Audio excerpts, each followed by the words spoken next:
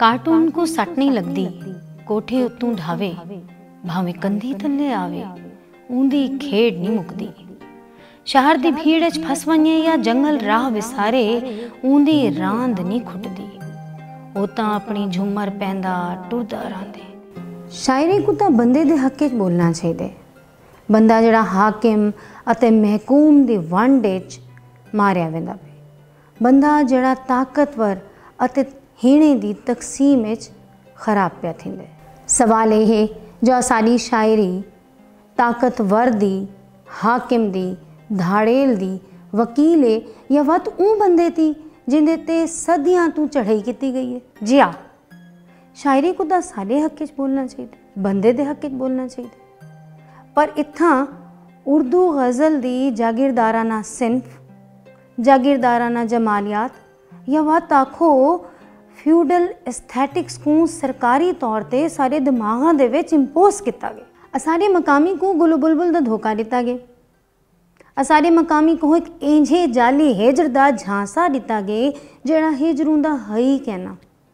चंगी गाल है कि सारे मकामी शायर ई बदमाशी को समझ गए अते हुण ओ मकामियत दे हक च लेंदा खड़े। रिफत अब्बास दी नज़म कार्टून को पाकिस्तान दे मकामी आदमी दी शायरी दा मैनिफेस्टो आख्या बन सकते। कार्टून मकामी आदमी दा इस्तारा है जिनको धाड़ेलें दी धाड़ भी मार नहीं सकी अते जेड़ा नज़म च आख्या गया ना हाथ्यां हेठ लताड़िया गया। उनको हाकिम कई फेरी किले उतों हेठ भुकवाए पर वो हाली जींदे।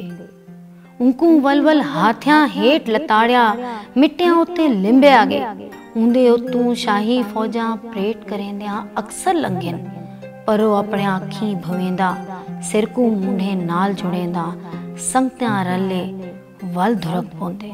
ए हाथी भी इस्तारा हैं ऊ सरकारी जमालियाता जी राही इत्थां दे मकामी बंदे को उनकी जुबान ते शर्मिंदा किया गया, उनकी शनाख्त ते शर्मिंदा किया गया पर वो वल भी अपनी माँ बोली दा मंत्र नहीं बोलिया। ही नज़म च रिफत से भी यो आदे खड़े हैं जो हज़ारें साल कदीमी सराइकी अज भी जिंदा है।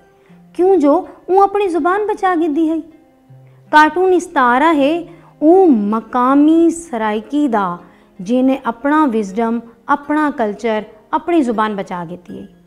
तो ये असा सारे जानते हैं कि कार्टून को सट नहीं लगती।